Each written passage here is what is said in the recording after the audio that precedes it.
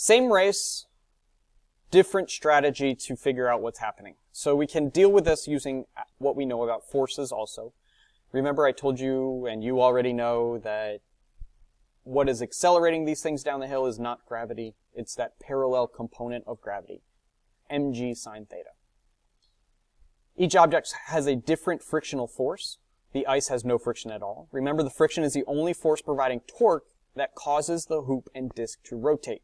The friction on the hoop is greater because the hoop has a greater rotational inertia, so it needs more force and torque to get it to rotate. Now let's say they all start on a flat surface with the same linear speed and then have to go uphill. What's going to happen? Remember, the ice has no friction and the disc and hoop roll without slipping. Looking at the picture. All three objects start with the same translational kinetic energy. If you look at it again, it's 4, 4. So they have the same linear speed to start with. But the disk has some rotational kinetic energy, and the hoop has even more rotational kinetic energy. This is because k equals 1/2 I times omega squared. Both the hoop and the disk have the same radius and linear speed and angular speed. But the hoop has a greater rotational inertia. Rotational inertia is the resistance to change an object's rotation.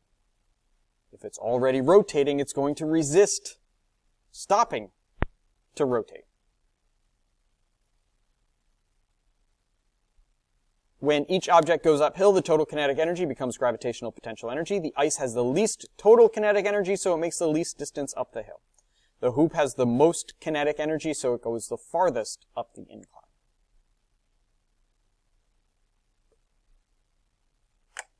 How high up the incline will the block go? Let's say the block has mass m, speed v, starts only with translational kinetic energy, 1/2 mv squared, and ends up with gravitational potential energy, mgy. Cancel out m, solve for y, we get y equals v squared over 2g. So the faster the block, the higher it goes. Of course. Also, a higher gravity planet would not let the block go as high since g is in the denominator. What about a rolling object? With an initial speed v going uphill, how high is it going to go? What kind of energy does it start with? It's starting with both kinetic energies this time. So rotational kinetic energy, translational kinetic energy, and it's going to end up with gravitational potential energy. Substituting v over r for omega, and I equals k times mr squared, just like before. By keeping the k in there, it just allows us to analyze the relationship without considering the rotational inertia, the shape of the object. So that way we get a more generalized form of the equation and can use this for any shape, that whether it's 1/2 mr squared or 12/52 mr squared, anything obscene like that can easily be plugged into this formula. So we're substituting v over r and k times mr squared, canceling out the r squared. Again, we have r in the numerator, r in the denominator. 1/2 mv squared. We've got an m in each term, so we can cancel out those m's. To dress this up a little, we can factor out the 1/2. Again, this is not a necessary step. It's going to give you the same answer if you don't do it this way, but you can pull out the 1/2, factor out the 1/2 here, and you get 1 plus k times v squared equals g times y, and then we're going to divide out g.